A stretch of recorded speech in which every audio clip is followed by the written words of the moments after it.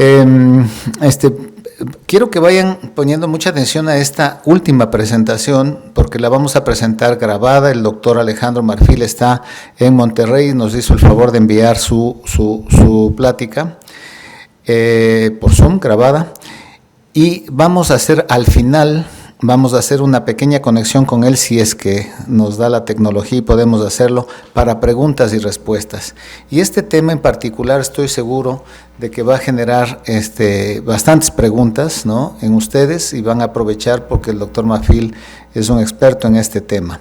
Hablamos de las terapias emergentes, ¿no?, de las terapias anti-CGRP, de las nuevas terapias, de la implementación cada vez mayor de este tipo de medicamentos, aprovechando que nosotros no tenemos restricciones que tienen en Estados Unidos, por ejemplo, que para aprobar un medicamento de este tipo tienen que haber fracasado 1, 2, 3 medicamentos y que las aseguradoras les autoricen, o en Europa peor, que los sistemas de salud les autoricen, para eso tienen que haber fracasado 1, 2 y hasta 3 medicamentos en algunos países.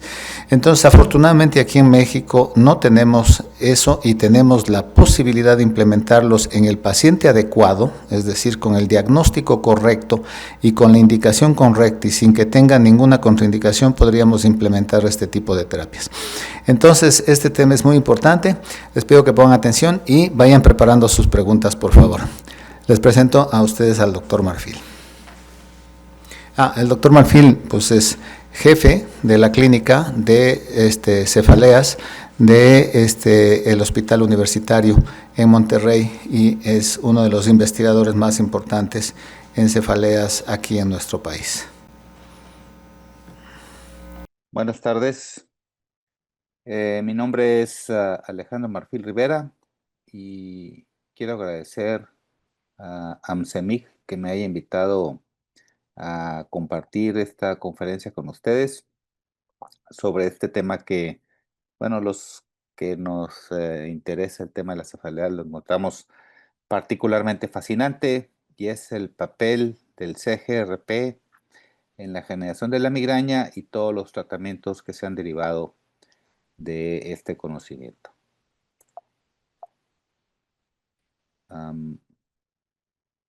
Esta es mi declaración de conflicto de intereses. He sido conferenciante, hace tiempo que no lo soy, de Lilly y de Pfizer, pero obviamente sí con los algunos de los medicamentos de los que voy a hablar. Esta es la agenda. Vamos a hablar primero de las generalidades, tratamiento de las crisis, un breve repaso de la historia del CGRP en la migraña, la fisiología del CGRP, en fin, hablar del CGRP y posteriormente de los medicamentos que se han derivado. En general sabemos que la migraña es un problema sumamente común. Desde hace algunos años ya el proyecto de Global Burden of Diseases la clasifica como el primero o el segundo de los padecimientos que causan más discapacidad o de años vividos con discapacidad a nivel mundial. Esto es algo que ya se sabe. En nuestro país, esta es de las pocas estadísticas que existen al respecto. La cita de 2005 y sabemos que la migraña, al igual que en otros países, anda en nuestro país en el 15%, en otros países anda entre el 12 y el 15%, por lo tanto es un problema bastante común. Sabemos también que la migraña tiene una relación con la pérdida de la productividad laboral por ausentismo o por bien presentismo, este término que describe la gente que se presenta a trabajar pero que baja su rendimiento o disminuye su productividad y esto atribuido directamente a la enfermedad.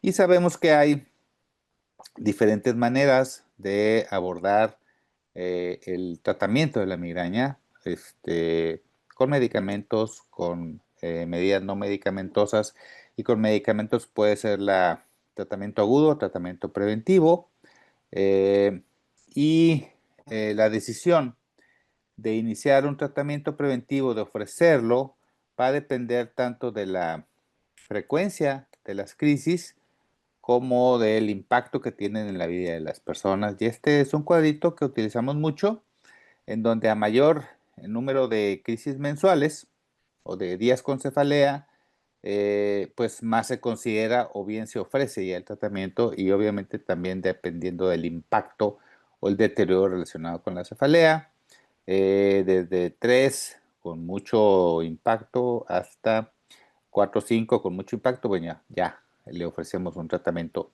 preventivo, es decir, se justifica el ofrecer un tratamiento que va a durar por lo menos durante un año, eh, y que, bueno, le vaya mejor al paciente con la medicina que sin la medicina. Vamos a hablar en primer lugar del tratamiento de la crisis. Yo les recomendaría que si les interesa este artículo, que es un metaanálisis para el tratamiento agudo o los tratamientos agudos de la migraña episódica en adultos, es sumamente interesante, trae muchos datos sobre los diferentes medicamentos que utilizamos.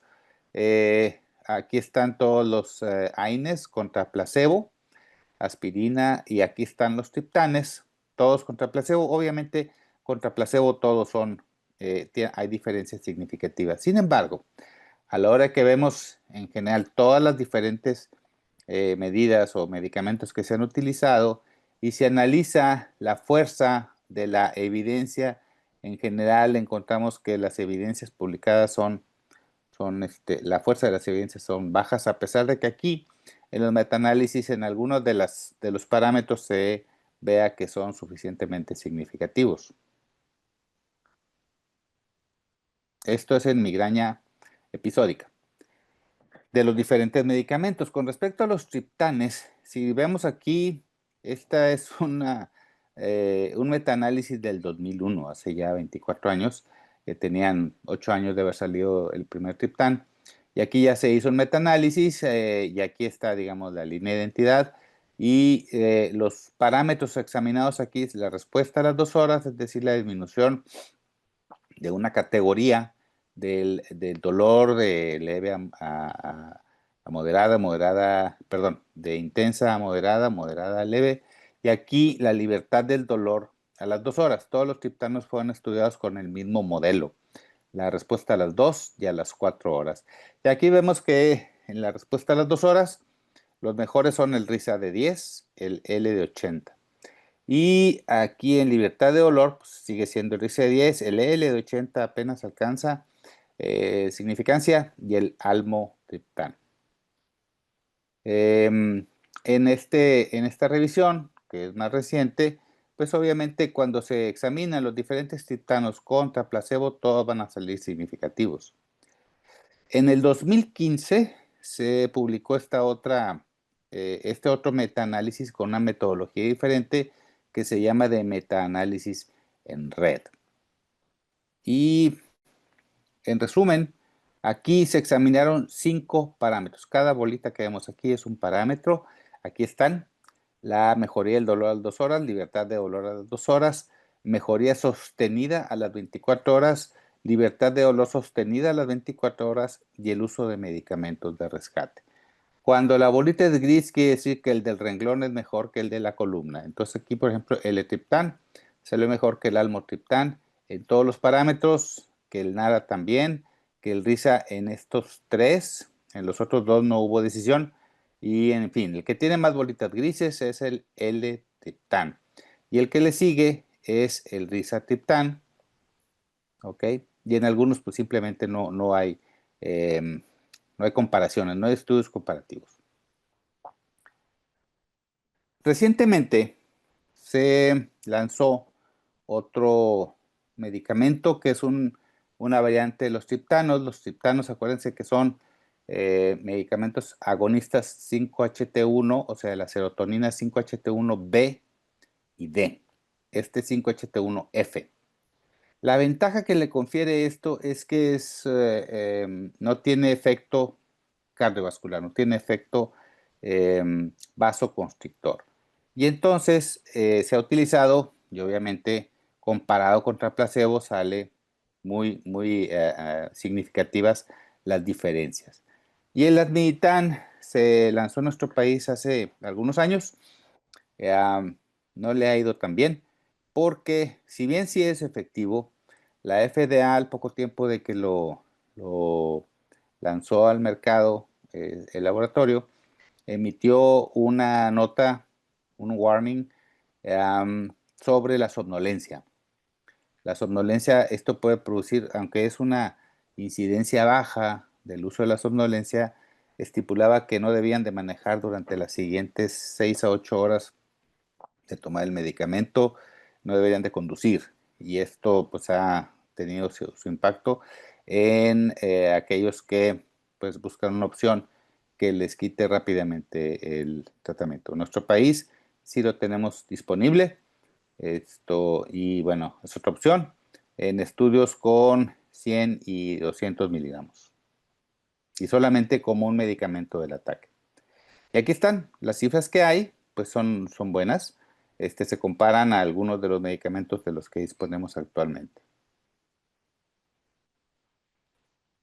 El CGRP, esta es la línea del tiempo de cómo se fueron dando los descubrimientos con respecto al CGRP.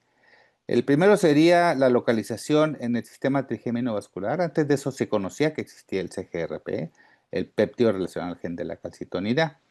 El otro punto de inflexión sería que los gepantes en el 2000 se descubrieron los antagonistas del CGRP mucho antes que los anticuerpos. Y de hecho empezaron a desarrollar primero, el primero que fue el Olcegepan y el Telcagepan, que fue retirado del mercado por elevar las enzimas hepáticas. Pero bueno, en el 2000 estaban los gepantes, aquí se hicieron los primeros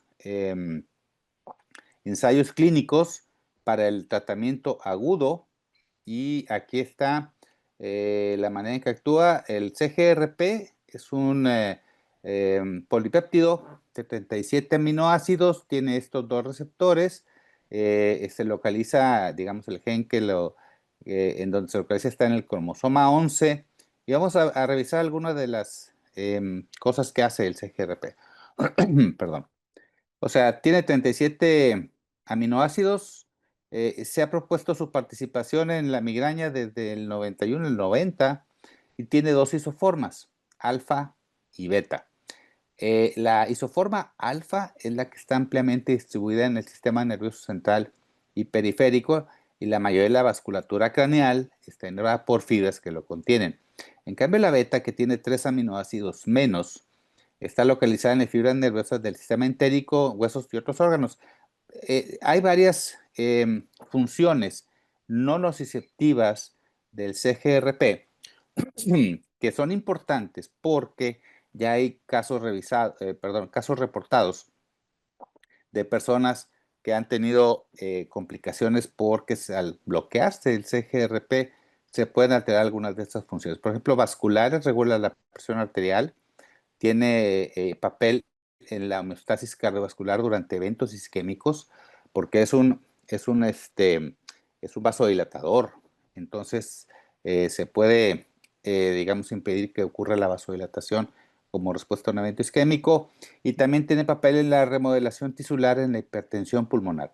Cicatrización y metabolismo óseo, disminuye los niveles del factor de necrosis tumoral alfa, promueve la revascularización y la proliferación de queratinocitos y facilita la cicatrización de fracturas. Ya hay casos reportados en donde pacientes que son sometidos a cirugía ósea tienen problemas para la cicatrización, para la formación del callo y la curación. En el sistema gastrointestinal mantiene la mucosa de todo el tracto, regula la motilidad y promueve la cicatrización de úlceras. Y en el sistema nervioso central, además de su papel en la transmisión del olor, se expresa en la adenohipófisis e interviene en la homeostasis de la temperatura, de la frecuencia cardíaca y del apetito. Entonces, todos todas estas funciones no nociceptivas del CGRP teóricamente pueden ser afectadas al bloquear el efecto, el CGRP o sus receptores. En cuanto a la migraña, perdón, sabemos que está intensamente expresado el CGRP en estructuras relacionadas con la migraña, como el GASER, ganglio GASER, el núcleo caudal trigeminal, la sustancia gris de C2 y el locus ceruleus. Tiene dos componentes o dos receptores, el CLR, que es el calcitonin-like, receptor-like, y el RAMP1, que es el que modifica una proteína modificadora de la actividad del receptor. Esto es en el núcleo caudal trigeminal. Y en el ganglio gáser se coexpresa con sustancia P5-hidroxitriptamina, óxido nitroso y el PACAP. Y es un vasodilatador muy potente de la vasculatura cerebral.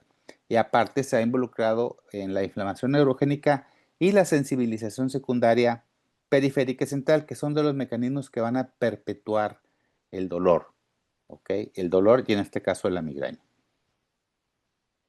También se han encontrado en el ganglio esfenoide palatino las fibras inmunoreactivas al CGRP, y aunque se ha intentado usarlo como biomarcador de la migraña, es decir, sabemos que se eleva durante un ataque de migraña, los resultados no han sido totalmente satisfactorios y en la actualidad no se aconseja su uso como un biomarcador para diagnosticar la migraña.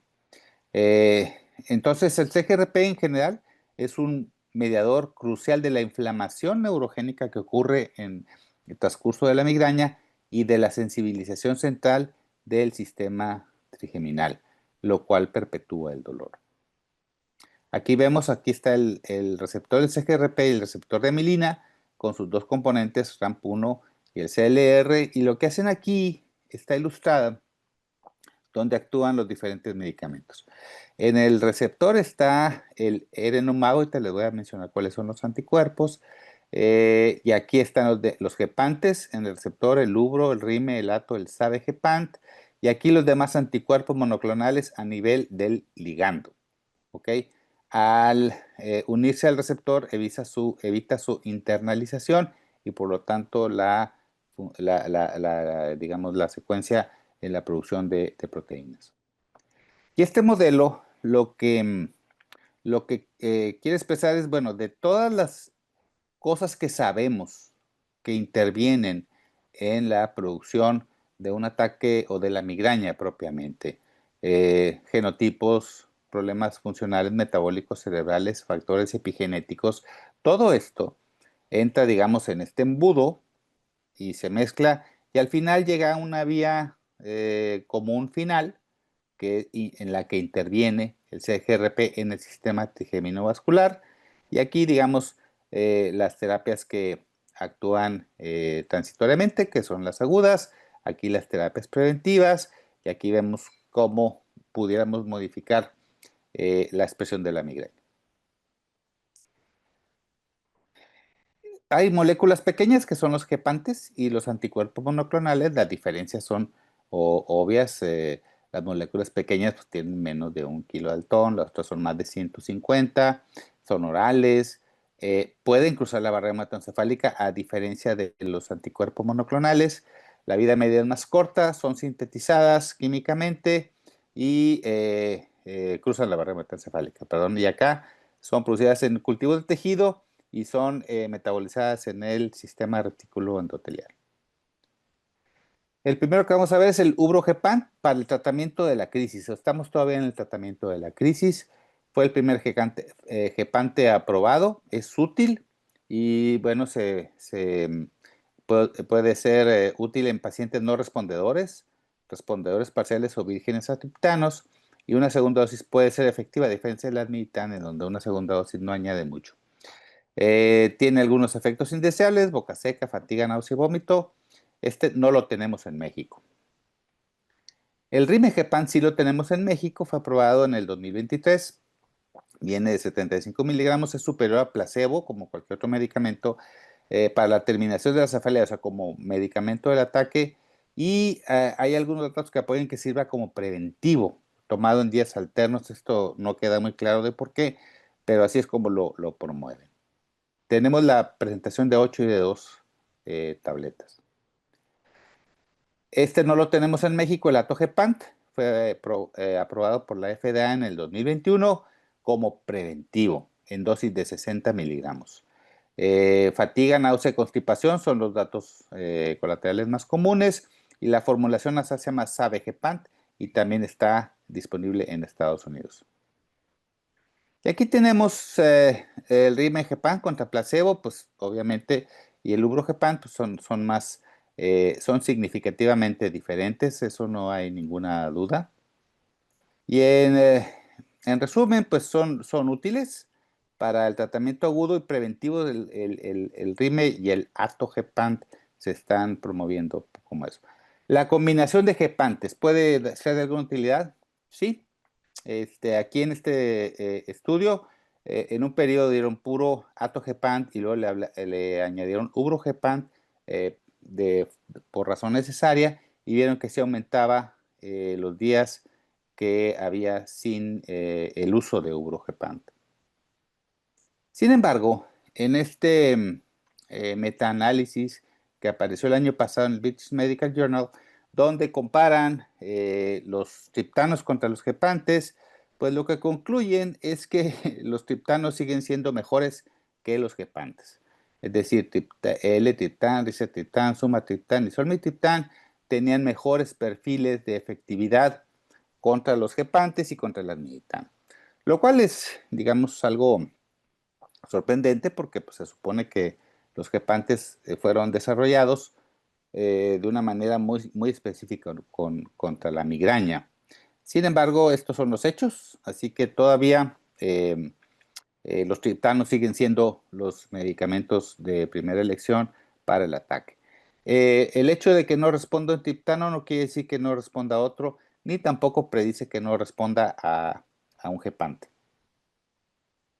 Ahora bien, anticuerpos monoclonales para el manejo agudo, para el tratamiento, pues ha habido algunos estudios en donde este medicamento, que es el único que se da intravenoso, se ha utilizado para crisis de migraña y para cefalea en racimos y aparentemente está siendo efectivo, aunque no se ha aprobado universalmente, no está en ninguna guía. Con respecto a los otros medicamentos, aquí está lo del CGRP, el primer ensayo clínico de los anticuerpos en el 2013 y en el 2017 ya empezaron a salir medicamentos porque se encontró que eran útiles. Útiles en la migraña, para recordar nada más cómo está el modelo y de los anticuerpos monoclonales. Aquí están, es uno humano y los demás humanizados. El Erenumab es el único que va contra el receptor, todos los demás van contra el ligando, todos son muy pesados, todos tienen una vida media larga de 28 a 31 días, se administran mensualmente, excepto el Fremanezumab, que tiene recomendación de aplicarse cada mes o cada 3 meses de forma subcutánea, y el Eptinezumab tiene que ser trimestral y intravenoso. Aquí están los datos, no los voy a abrumar. Lo que destaca es que, aunque no hay estudios comparativos uno contra otro, el único que se ha comparado es el Erenumab contra el topiramato de los medicamentos tradicionales, pues son eficaces en pacientes que han tenido fracasos a tratamientos previos, y es uno, digamos, de los puntos fuertes que se promueven de todos estos medicamentos, también para los pacientes que tienen cefalea por sobreuso de medicamentos. Y todos pues son obviamente mejores que el placebo, aunque si vemos las ganancias terapéuticas, pues digamos que sí son buenos, aunque no son espectacularmente buenos. Esto es en migraña episódica, en migraña crónica, que es la siguiente, aquí está. También, aunque la efectividad, la diferencia con el placebo no es tan alta como en episódica. La reducción de 50% en la media también, obviamente contra el placebo funcionan. Y aquí están algunos otros datos del ERE, Frema, Galca y Eptinezumab, esto contra el placebo. Es decir, son efectivos, son mejores que el placebo, ciertamente, y aunque el único que se ha comparado con otro medicamento ha sido el Erenumab contra el topiramato, y sí, pues fue mejor, Em, Tiene algunos efectos indeseables. Aquí están, perdón. Em, Sobre todo el Erenumab, es donde se ha publicado un poquito más sobre la constipación y sobre algunos problemas con la vasoconstricción que puede ocurrir, o más bien la ausencia de vasodilatación que puede ocurrir en algunos fenómenos como el síndrome de Raynaud. Y bueno, y lo que les hablé hace rato sobre el metabolismo óseo, complicaciones de cicatrización ósea. Entonces, en resumen, son seguros, bien tolerados, eficaces, pueden actuar desde la primera semana. Esa es una de las ventajas que tienen. Una vida media prolongada permite una dosificación poco frecuente. El inicio de efecto suele ser rápido. Sin embargo, la recomendación actual es que los usemos por lo menos 3 meses. Si no muestran respuesta en el primer mes, pueden responder después. Pero si en los 3 meses no responden, hay que cambiar de tratamiento. Eso quiere decir que no va a responder, o la probabilidad de que responda después del tercer mes es baja. Aunque no es de cero, sí es muy baja. Y recientemente salió esta revisión en VGBase sobre la seguridad en el embarazo y lactancia, y al menos Rodrigo Noceda dice que no hay señales de riesgo de daño materno-fetal. Y aquí contra el tratamiento estándar son obviamente revisiones históricas. Pues sí, todos son efectivos para días de migraña por día y para los 50% o sea, que responden al 50%, incluyendo topiramato, propranolol y amitriptilina. Y en este otro metaanálisis en red, comparando el Erenumab 140 frema contra la toxina botulínica y topiramato, pues aquí la referencia está en menos 2.4 días de migraña al mes contra 2, por ejemplo, la toxina, y de menos 1.7 del topiramato. Es decir, sí sirven, tampoco son espectacularmente buenos, pero son una alternativa que está ganando un lugar. En el mundo real, la combinación de anticuerpos monoclonales con añadido la toxina botulínica, pues sí, funciona, y es una de las recomendaciones que se van haciendo, utilizar las dos. Y en migraña crónica también. Y la otra es la combinación del atogepant con toxina botulínica, pues sí, este es el único estudio que hay, y los resultados parecen ser muy buenos. Combinar el atogepant, que no tenemos en México, pero lo vamos a tener, con la toxina botulínica. ¿Qué hay actualmente sobre estos medicamentos? Desde que salieron se han ido modificando las cosas, se han ido cambiando porque pues ha habido digamos, ir actuando de acuerdo a la evidencia que va saliendo. Este es el consenso brasileño en el 2022, y lo que dicen los brasileños es que pues sí funciona, ¿verdad? Que tiene un nivel A, y excepto el EPTI, que tiene un nivel B de probablemente eficaz, pero no hablan de qué momento darlo. Los colombianos también sacaron sus guías, sus recomendaciones, y lo que dicen es que hay que usarlo después de por lo menos 3 medicamentos fallidos, tanto en migraña episódica como migraña crónica. Los argentinos lo que hicieron fue pues, decir que sí funciona. Esta es el manual de práctica clínica español de la Sociedad Española de Neurología del 2020. ¿Ok? Hablé con los encargados para esta conferencia, me dicen que ya terminaron de redactar digamos, la actualización, y esto va a cambiar, pero hasta ahorita es lo que está publicado.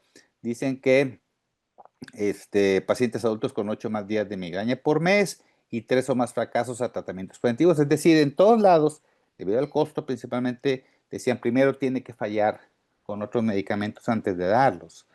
Y esta es la guía europea, la guía europea sobre los medicamentos monoclonales en el 2019.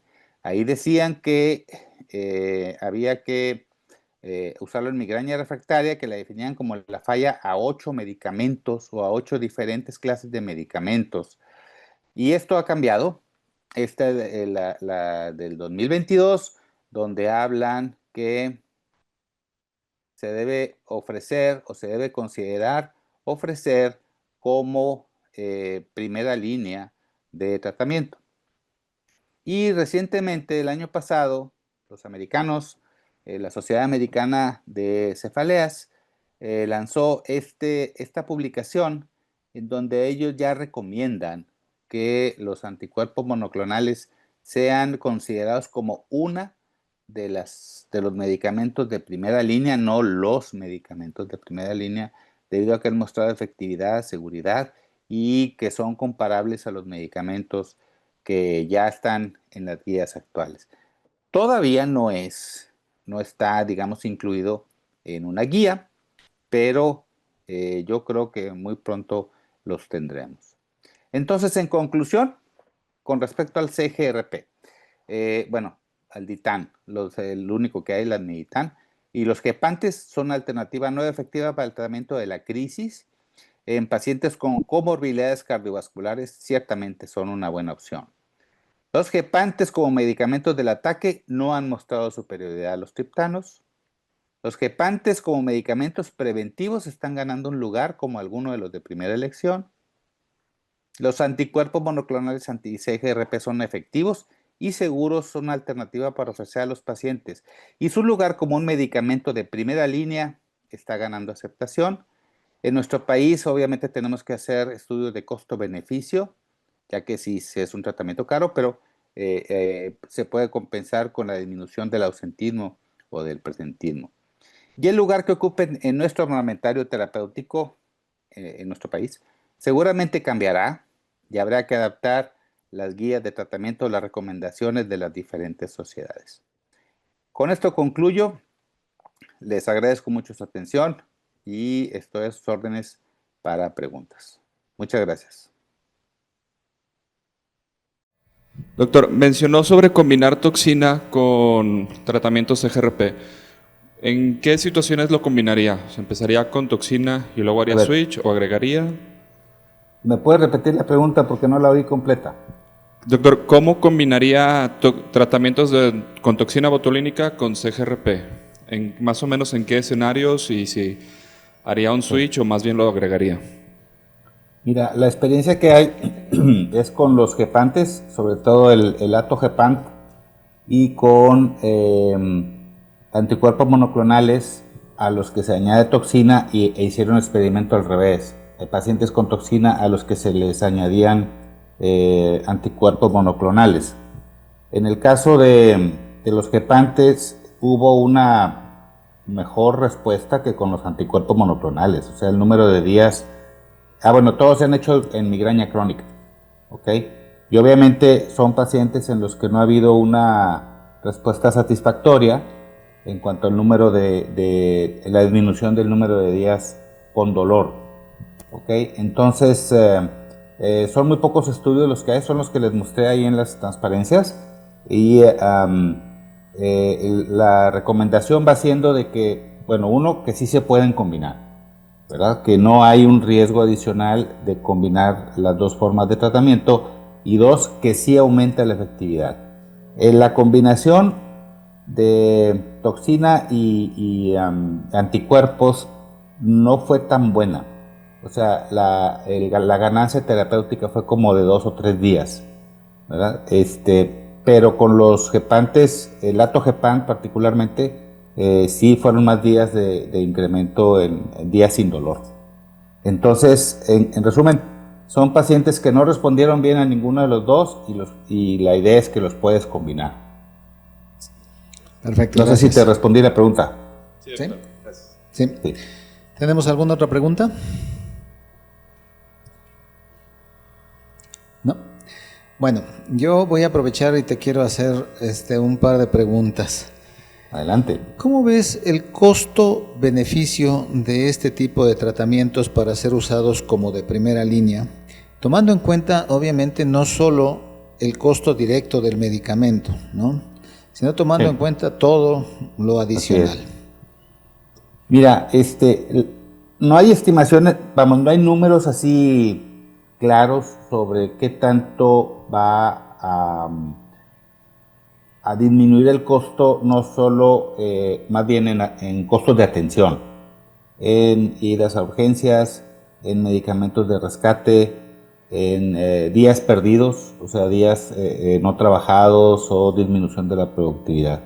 Eso lo sabemos en la migraña episódica.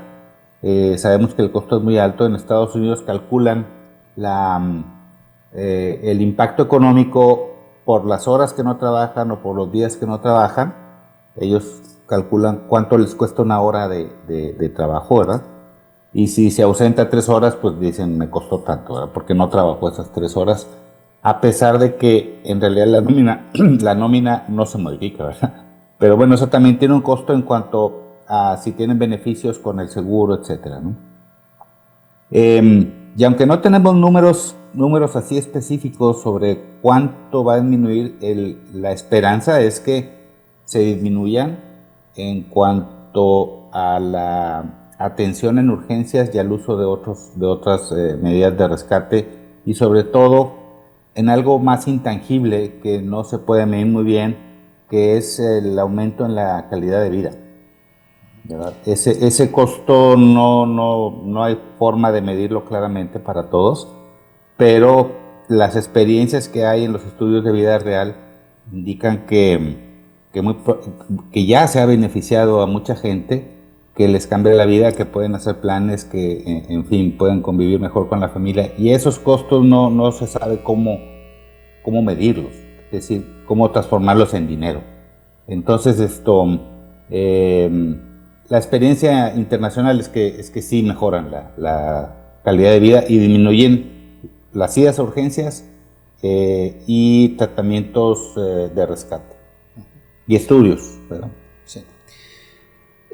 Evidentemente, del consenso del posicionamiento de la American Headache Society del 2024 y de la que acaba de publicar la International Headache Society ahora en el 2025, pues la tendencia es a que tanto los gepantes como los anticuerpos monoclonales sean considerados de alguna manera de primera línea en una mayor proporción de pacientes, tomando en cuenta no solamente la situación de que los pacientes obtengan ese número de disminución de más del 50% de días al mes de crisis, sino realmente tratando de llegar pues a un mucho mejor objetivo, ¿no? Es decir, tratar de llegar incluso a libertad de dolor, ¿no? Que ese sería el objetivo. ¿Tú qué opinas de esa evolución? La verdad que hay que modificar los parámetros de éxito, porque incluso en pacientes con dolor crónico como la migraña crónica habían disminuido el porcentaje de disminución, habían bajado el porcentaje de éxito del 50% al 30%. Decían, si tú le disminuyes un 30% los días con dolor o etcétera, entonces ya se considera un éxito, y acaban de decir, ¿sabes qué? Eso no es suficiente. Tenemos que hacer más para mejorar la vida de estos pacientes. Y bueno, hubo un debate muy interesante en la Academia Americana de Neurología ahora en abril, sobre precisamente eso, es decir, si los medicamentos estos nuevos deberían ser considerados o no como los medicamentos de primera elección, y al final la postura quedó en que pues, se van a incluir como una más de las medidas de primera línea, a diferencia de todo lo que les mostré en las transparencias que iniciaron después de tantos fracasos de tratamientos bajo estas condiciones, pacientes muy complicados, etcétera. Entonces, y la tendencia va cambiando porque sí se ha visto que tienen beneficios más pronto, etcétera, ¿no? Pero los estudios comparativos nos faltan. Lo que tenemos son metaanálisis en red y no hay estudios TET a TET.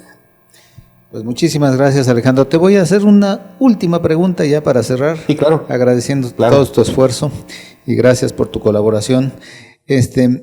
La última pregunta sería, en las poblaciones particularmente donde los triptanos y están, digamos, un poco excluidos, por ejemplo, aquellos que tienen antecedentes de enfermedad cerebrovascular, enfermedad coronaria, enfermedad cardíaca, problemas vasculares, ¿cómo considerarías este tipo de medicamentos en esas poblaciones en particulares que pueden llegar a ser significativas en número? Sí, son pacientes difíciles. El asmilitán puede ser una buena alternativa porque no tiene efectos vasoconstrictores, y los gepantes han conforme se han ido usando, se han visto cada vez, como sucede con muchos medicamentos, que después de varios años empiezan a acumularse evidencias sobre algunos efectos indeseables que no se habían visto. Entonces, yo creo que con los gepantes todavía no vemos todo sobre los efectos al inhibir la vasodilatación compensatoria ante eventos isquémicos o ante isquemias, ¿verdad? Ya se están viendo lo de la constipación.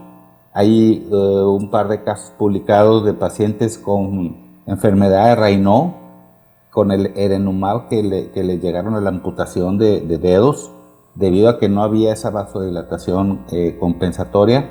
Y el caso que les comenté muy por encimita sobre pacientes que han tenido dificultad después de cirugías de cadera para la cicatrización ósea.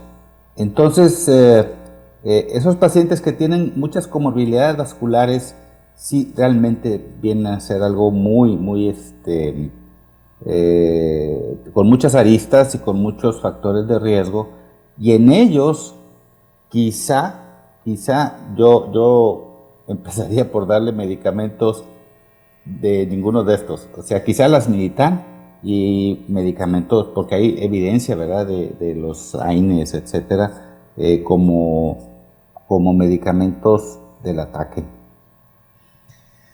Muchísimas gracias, Alejandro.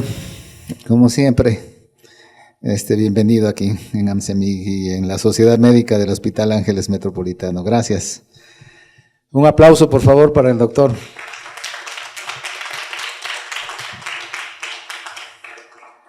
Gracias.